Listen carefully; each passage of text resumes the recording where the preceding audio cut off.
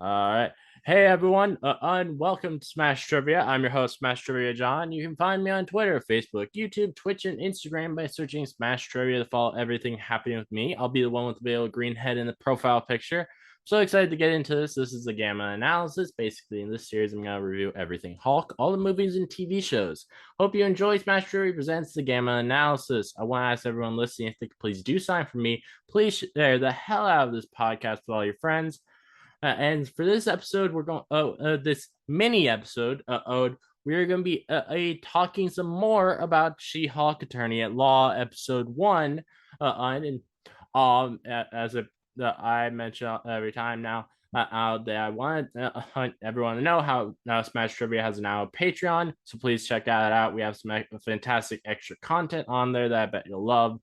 And my guest hosts today are both Rob from the Weekly Meet and Callli, who I also met on the Weekly Meet but it's not technically, I think, one of the hosts of that. Yeah, just Yeah. common Just common guest. She doesn't want me to deal with those guys. No, I don't like to pretend that I know Tyler. So how are the two of you doing tonight? Doing all right. Doing great. Yeah. Sensational. Good. Yes. All right. So as I asked Keith last night, I'll ask you guys as well. This trivia question I have. So when She-Hulk joined the Fantastic Four in the comics, which character did she replace in the roster? Ooh. I know.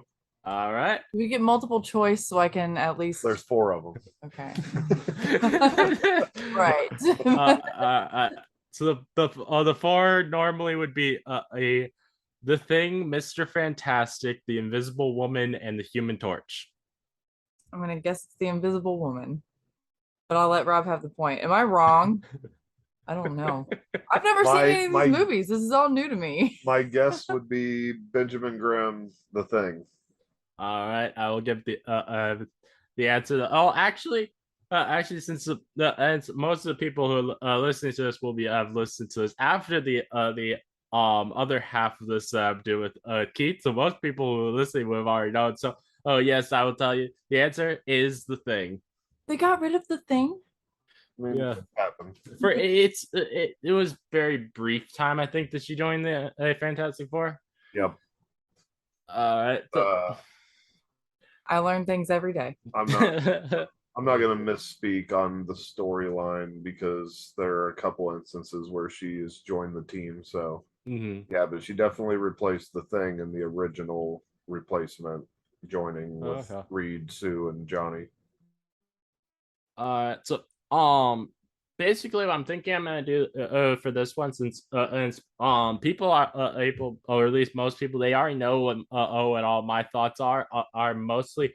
Hey, I'm going to ask you guys a whole bunch of questions and for you guys' thoughts, and then I'll probably respond to some of those things as well. So first, what did the two of you think of the comedy of it? Well, I don't know. My first answer was really wrong, but I thought I thought the show was really funny. I actually did not realize it was going to be as funny as it was, and it got me to laugh out loud more than once. So, really pleasant surprise. I didn't have any idea what I was getting into really, and had no idea that they were going to. It was going to be more like not adult humor, but it was not like a kid show. So. Oh yeah, I think that's something that surprised a lot of people. This is She-Hulk, even though I knew expected it because it was in the comics, but but most people, since they haven't read the comics, they don't really know that she's a character who both there's a lot of humor in her comics, and also there's also she is a very sex positive person, so there's gonna be a lot of sexual humor in the show, and I really enjoyed that. But Tatiana Maslany, who plays She-Hulk in the show, she literally in an interview who told the interviewer that there is an overt horniness about Jennifer Walters, which I love that. Yeah, it's been, I mean, the humor in Miss Marvel was very teenage. I don't want to say kid like, but it had kid moments. And I liked all of it. Yeah.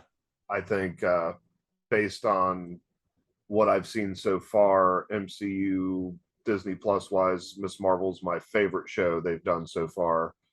But just based on this first episode of She-Hulk, if we get the cameos, we're expecting, I think comedy wise, it's going to carry through, but it's going to need to hold some weight down the road as far as probably like, I hope there's not a main villain, but I hope there's some kind of objective, for these nine episodes, right?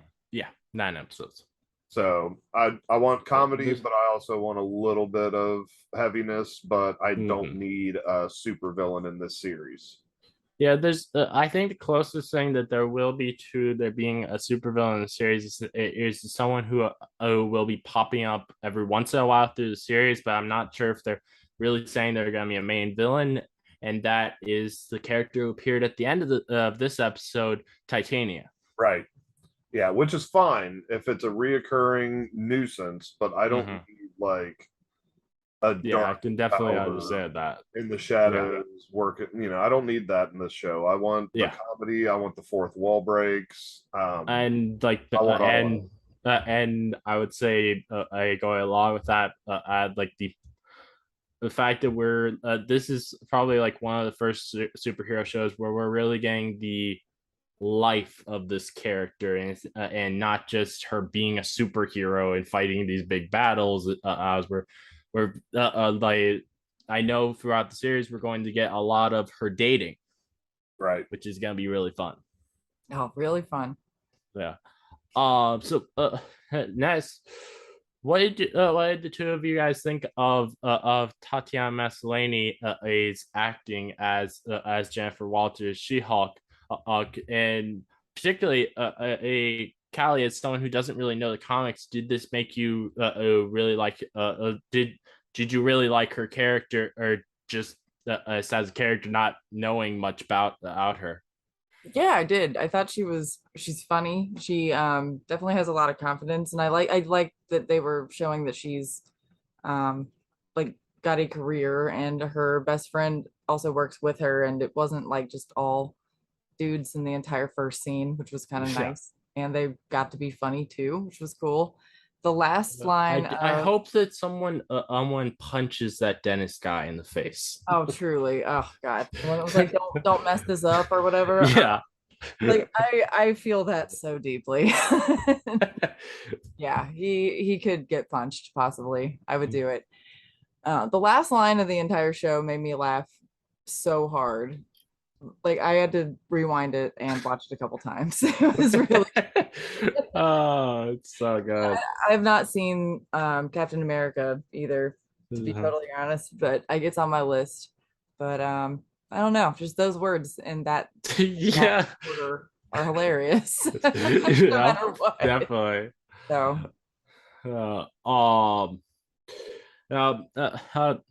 and also, Rob, what did you think of Tatiana Maslany's acting?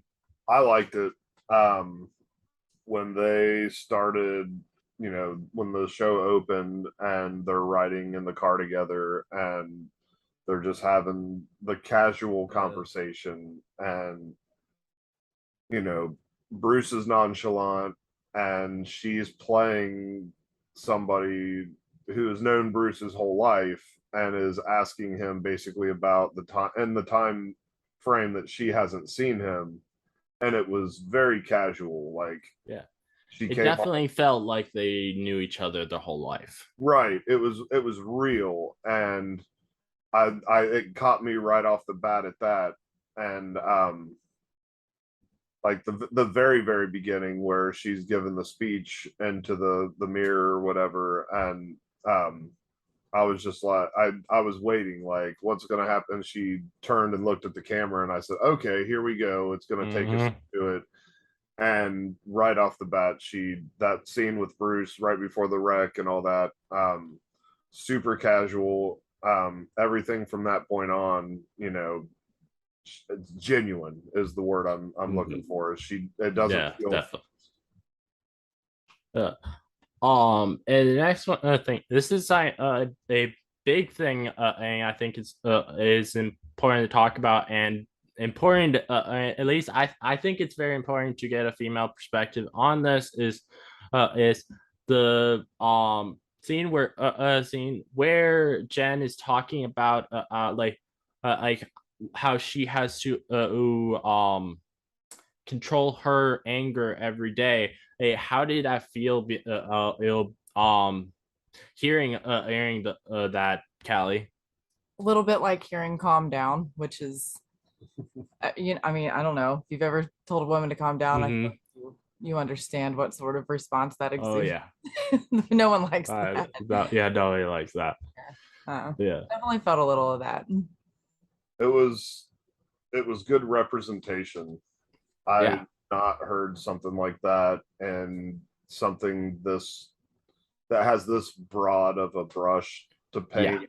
People, like all sorts of people are going to watch the show, right? That are casuals. And I think a lot of people, they need to hear things like that, because there's sadly too many guys in the world who they don't realize that there's this fucked up thing happening that they have to that women have to deal with every day. Right. Yeah, they did a good job. I don't want to say sneaking it in, but making it part of her origin is that Bruce couldn't control the rage, couldn't control the anger, let himself go for years, finally got himself under control. And she's like, no, this is how I am all the time. This is fine. Like there are people complaining on Twitter that by her doing this, she's diminishing all the work that Bruce has put in for his anger. But the thing is, no, she's just telling him that this is what she's dealt with, so she does know a bit of what she's talking about. And she also later in the episode made sure to have her mention in it about how she does know about how he has a hell of a lot of trauma. Right.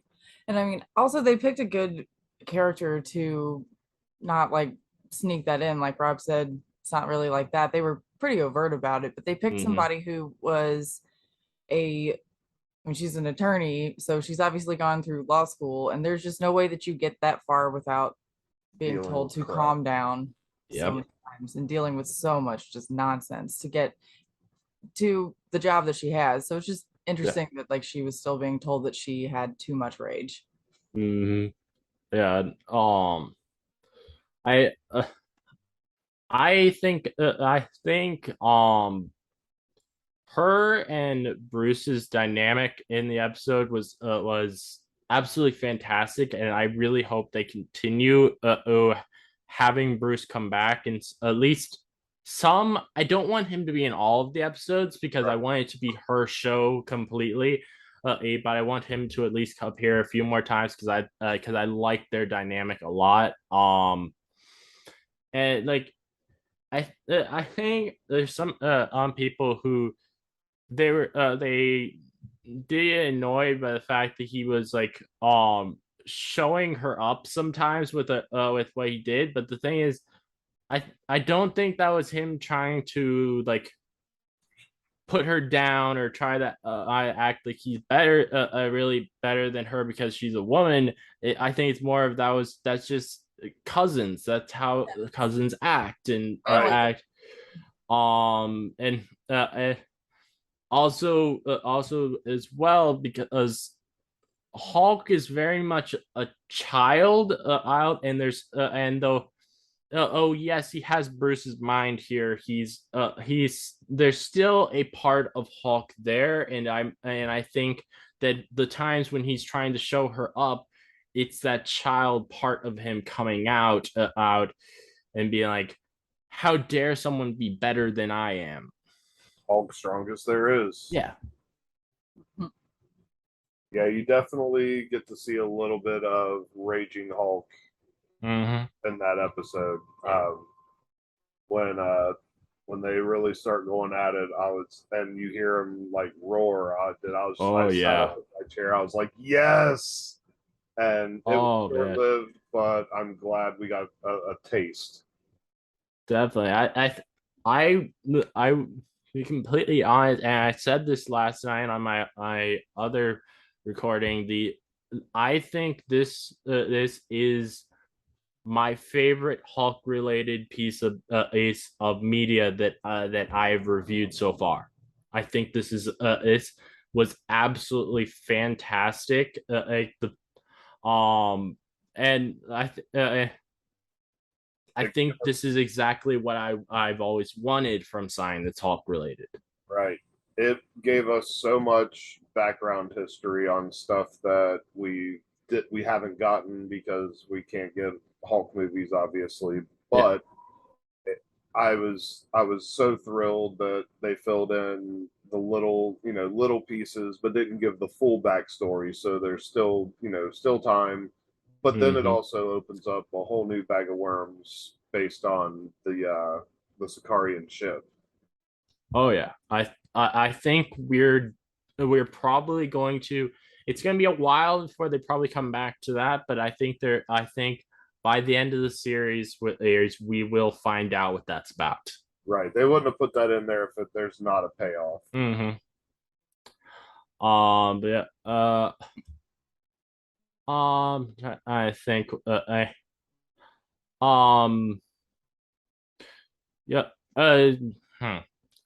What do you think? I know there have been some people who have critiqued it, but what did you think of that final fight scene in the courtroom or room when Titania shows up? Because there's a lot of like really quick edits and stuff that I know a lot of people critiqued. I don't mind quick shots like that. If I mean this, I don't want to say the scene didn't mean anything, but I'm pretty sure that was the first time she shows off herself as She-Hulk, right? Oh yeah, yeah. Okay, so it means a lot, but at the same time, like the fight doesn't have to mean anything. Yeah. It established that she's a badass. It did what it had to do in the time that it had, and they don't want to waste 5 minutes on a fight scene when they're trying to establish who she is in the build up. So I wasn't mad, but I can see where people get upset because they want Smash and I think it's more like like people thought like there's some stuff cut out of it because as from apparently from what I've heard there's so this episode had a lot of what was in this episode was originally supposed to be in the 8th episode, but they moved it to the 1st episode, so they didn't have as much time on VFX, so they had to cut out some of the stuff actually with the She-Hulk version of the character. Yeah. Now, what did the two of you think of She-Hulk CGI? I thought it was thought it was fine in trailers, but I thought it was perfect in this at least to me. The mouth still needs worked on. That's nobody's fault. Like it's hard. I was actually listening to Avengers this morning on my way into work, and Clinton actually said it best. Hulk has texture to his skin, like a guy does. Yeah. Pores and stubble, and you can do that in CG, and you can hide stuff with that, and you're not looking directly at his lips all the time. Whereas Jen is silky smooth, and you have to focus on something other than the texture, and you're going to notice it more. But it's not bad. Yeah, so I watched some VFX artists talking about it, and what they had said, and it made a lot of sense. So a lot of VFX artists, they like working on male ones better because you're able to make it look more realistic by having all of those pores and stuff off, but you can't really have that as much with the female one of the character because because people expect act that the female character is going to be wearing makeup, and makeup makes the face look more smooth. So it makes it so much harder for them to be able to do, and you run more into the uncanny valley. Yep, and that's no fault. I mean, I guess they shouldn't have made her a woman. I'm fine with like a little bit of imperfect CGI because it's a comic book show. You have to have a little bit of that leap of imagination anyway. So exactly. I feel like if that's the thing that you're stuck on, maybe I don't know. Probably not, it's not for you, right? Yeah. I thought it was definitely fine. I think a lot of the people who complained about with the trailers, I honestly think that there was a lot of people who they from the beginning wanted to not like this show, and they were trying to find things to critique about it. Right. Oh, absolutely. Yep. I've seen people hating on it for weeks, and it's like you don't even know. Yeah. And you haven't seen it, and you're already this mad about it. Yeah. And there's always been and people whiny ass people complaining about any kind of any show that is not a white male lead on it, but I kind of feel, and this may just because I'm more in the like zeitgeist of this show, but I feel like there's been a lot more of those people complaining on this show particularly. And I think it's probably because it's very overtly that this is not a show made for them at all. Yep, that's like, so you had the religious nuts attacking Miss Marvel weeks before it came out, critic bombing it and everything else, and Captain Marvel, Black Panther, like you said, if it doesn't fit that weird agenda, go out of their way to misdirect their life's hostilities towards different people. People are literally on Tuesday since for some dumbass reason IMDb allows people to review shows before they're even out. They were giving it 1-star reviews, and then because of that, I think She-Hulk has like a 4.7 or something on IMDb right now, which is so stupid.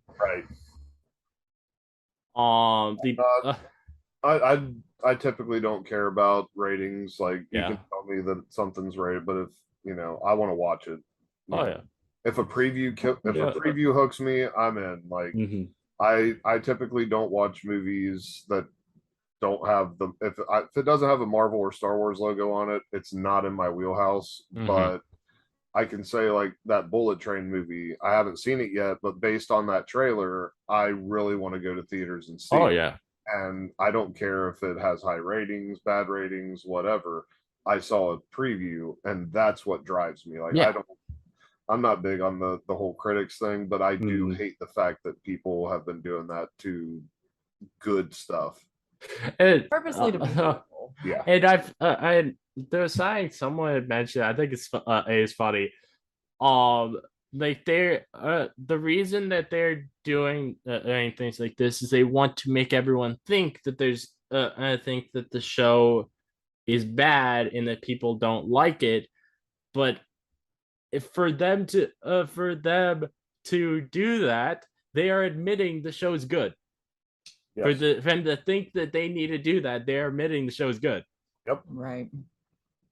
100%.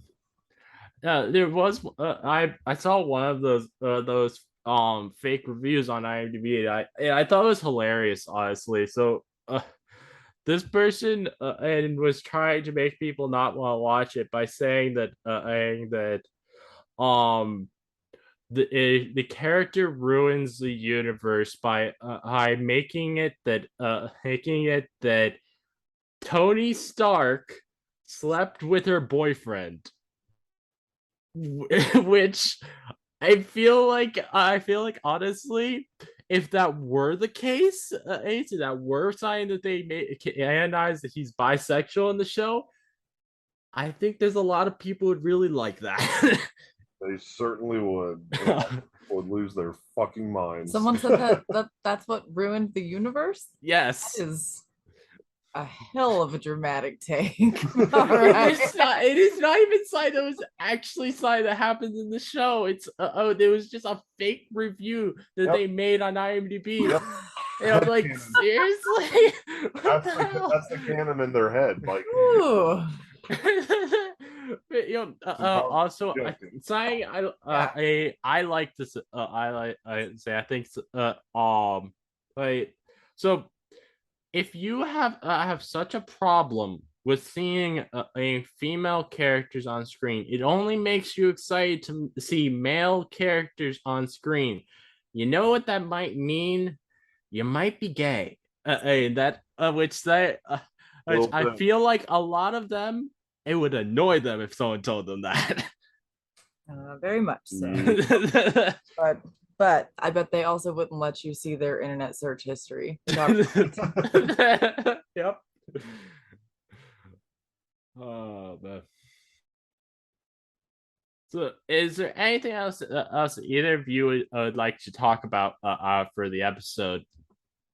I love the bar scene. Oh yeah. Like I said, it? we got some holes filled, and it was really cool to hear Bruce talk about Tony, and when he picked up the Ultron Sentry's head, and like just really cool. Like that, what that reminded me of, though, when he's picking up like artifacts that Hulk has, that it brought Maestro vibes. Nice. Yeah. One thing I did not notice when I watched actually, but I saw in an Easter egg breakdown, there was in the background in his house, there is his gladiator helmet from Scar. Oh yeah, yeah, and also, and this is just a sign that really shows how much detail that they put into the thought of making this here. Is so we saw an Endgame when Hulk goes to New Asgard that when he's sitting in a vehicle, because of his weight, it pushes it nearly to the ground. And someone mentioned in this like VFX breakdown that most likely the reason why there was a lot of mud covering the Jeep that Hulk would drive normally is because it makes his weight makes it be really close to the ground, which is which I think is a really it really goes to show how much effort they put into making these things feel like what would really be the case. I did notice that the Jeep was extremely muddy. Didn't really think about why, but yeah. I didn't think about why either until I watched this breakdown. I was like, wow, that actually makes a lot of sense. Yeah. I love how he has a Hulk-sized Jeep, but and the fact that when Jen tried to get into it, she not only has to push the seat up and then also sit on top of her bag. He has to. I'm pretty sure the road rage is like worse than Hulk rage. Honestly, I can't imagine what. Oh God, yeah. So I wonder how if having a vehicle that big is street legal. I don't know. I need a Hulk and Jeep Funko Pop. Oh man, that would be great. It would look good right back there. Yes. Oh man. Yeah, spot right for it. Yeah, I wasn't able to buy it because I don't really have the money right now. But I saw at Walmart last week. They had the Hulk one where he's wearing bunny slippers and he has these two guns. I was like, oh man, I really want to buy that. That's Professor Hulk. So Yeah. that's who Smart Hulk's supposed to be based off Yeah. of. Which really makes me want to see a Smart Hawk wearing some bunny slippers. Yeah, That would be amazing. if you get a chance, go on like Marvel Unlimited, or I got a couple other links that I can't mention on the air, but I can send you. Okay. The Professor Hulk storyline back in the '90s, from Peter David and all them, is super good shit. You'd love it. Yeah. Okay. Yeah, I bet. Thank you. Definitely send me those links. So I think, what did the two of you think of her breaking the fourth wall in the series? As much as it was hyped up, I'm glad it only happened twice, right? Yeah, it only happened twice. I only saw it twice. Okay. Three. Oh. Lawyer show. Yeah. Um, as much as it was hyped up that she was going to be breaking the fourth wall and that it was, part of the show, I'm glad it only happened 3 times. Mhm. Like, it didn't seem forced. It felt part of the show. Like, the first time she did it. I think that as the series goes on, she's going to be doing it more, and it's going to start probably. It might even, I think, near the end of the series, actually start making some drastic changes to what's going on. Yeah, I think it's going to be an easy way to retcon some stuff. Mm-hmm. Yeah, I've heard some rumors that they may have it that like literally she uses the fourth wall to change the ending of her show. Like Wayne's World? Yeah. which I hope is the case because I think that would be really fun. That would be hilarious. Scooby-Doo ending. Oh, man. Like I could imagine and I could easily see happening is like a her friend and Nikki, maybe like Nikki dies and then she breaks the fourth wall to change the ending and make it so that her friend didn't die. Right. Yeah, that's the good thing about that kind of writing is, like you said, we're gonna get some stuff changed, and it may change the outcome of the show, which may change the outcome of Phase 4. So, and I like how when she breaks the fourth wall, it's more like she's very calm and like it's just part of the dialogue when she does it versus like versus say like when Deadpool would do it, he makes this big thing when he's going to talk about to the audience and it's a very different way I think of doing fourth wall breaks and I really like that. She was talking to herself instead of talking to us. She just happened to be looking at us when she was thinking out loud. It felt like.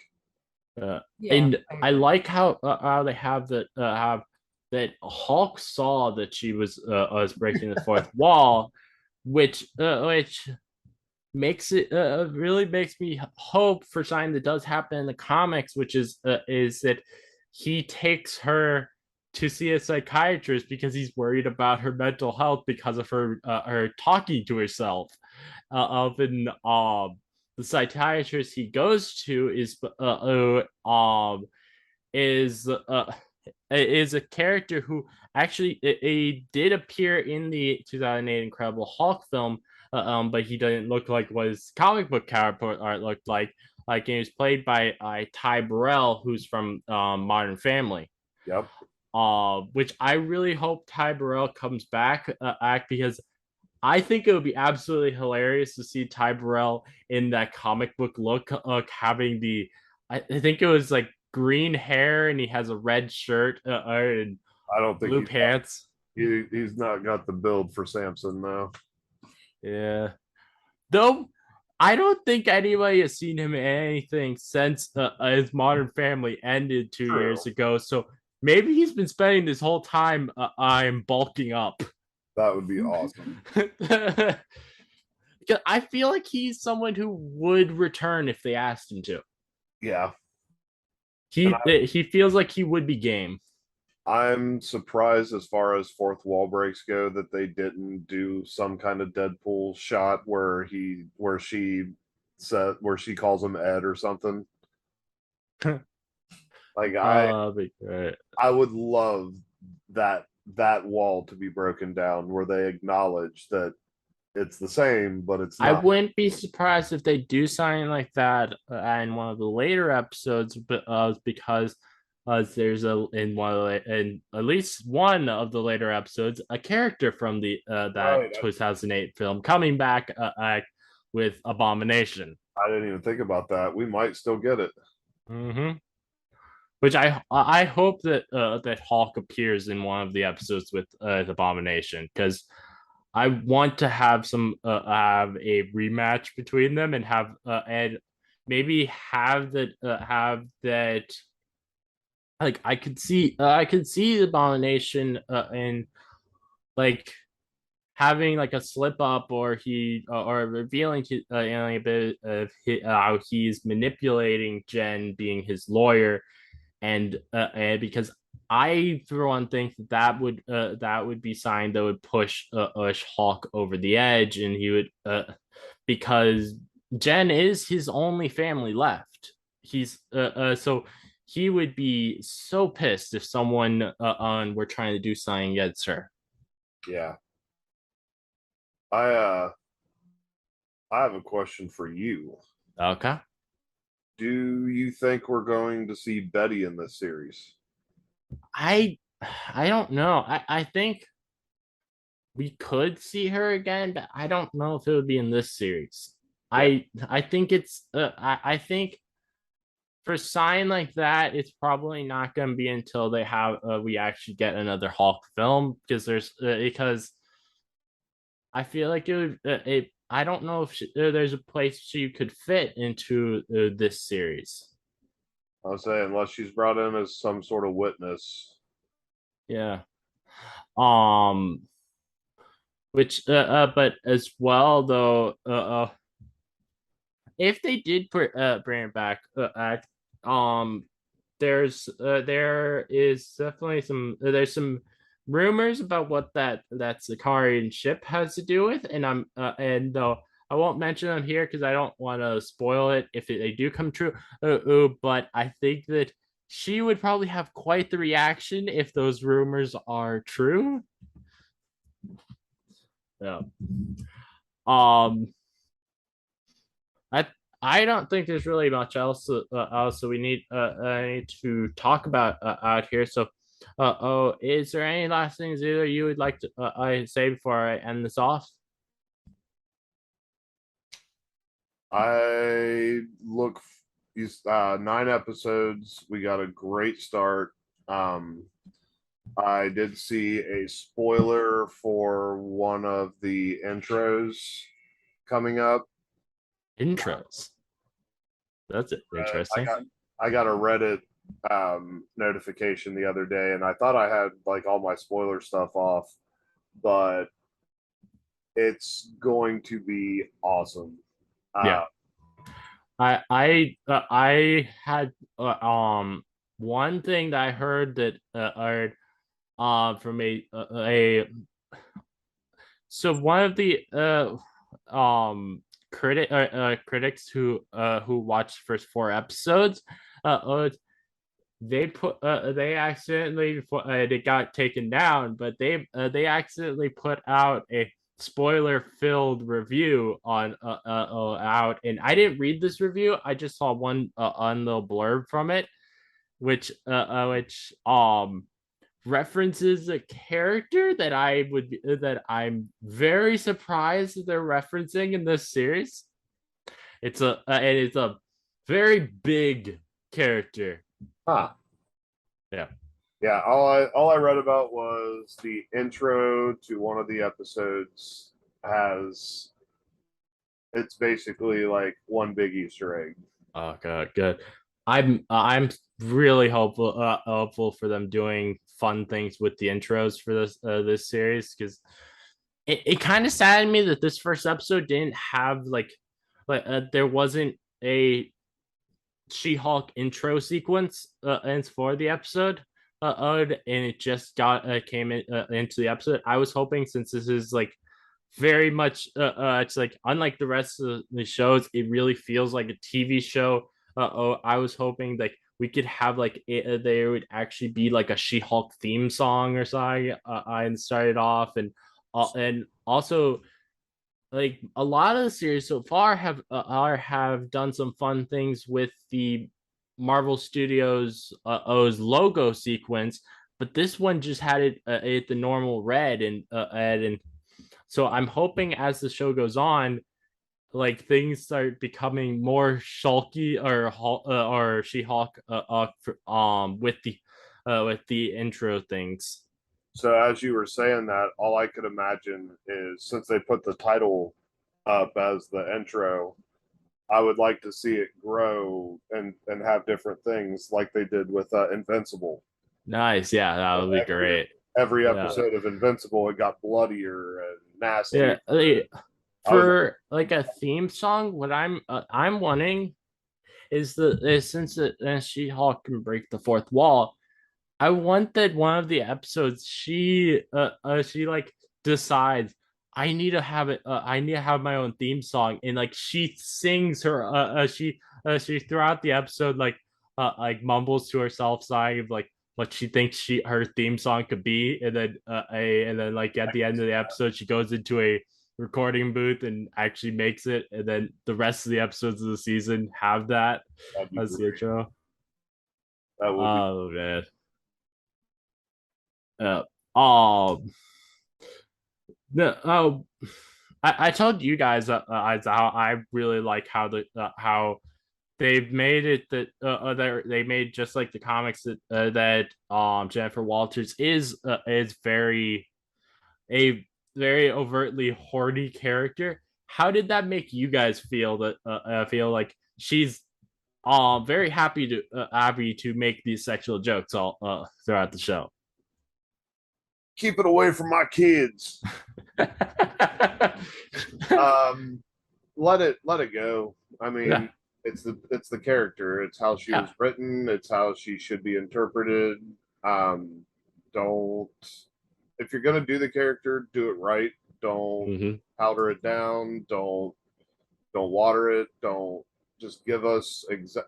I don't want an exact comic representation because if that's the case, I can just read the comic. Yeah. But I want it real, and they're doing it. Mm-hmm. Oh yeah. And I really like that because that makes it so it feels like it's a real character. Like because a lot of characters in Marvel they never have any kind of sexual feelings. And I think that makes that really helps to make it feel like this is a real character. She does have feelings, so as you say, she is obviously a massive Captain America fan. She is very horny for Captain America. America's ass. Yeah. Which actually in an interview, Tatiana Maslany said that that Jennifer actually has as her phone lock screen in Captain America's ass. Oh, Captain America fucks. Yeah. So well I think I'm at end this off. Oh thank you for listening. If you like this analysis, please give a 5-star review on Apple Podcasts or a 5-star rating on Spotify. I'd love to hear your thoughts on the series. So please let me know. And if you'd like to listen to more from me, please subscribe. And remember, every week as I'm going through She-Hulk, I'm going to try to have at least one And there will be a lot of weeks where I'm gonna try and have multiple. I'm gonna have female guests on because I really want to get their perspectives on the show. Also, but again, many more gamma analysis from me coming. So keep on the lookout. This again is your host, Smash Trivia John, signing off.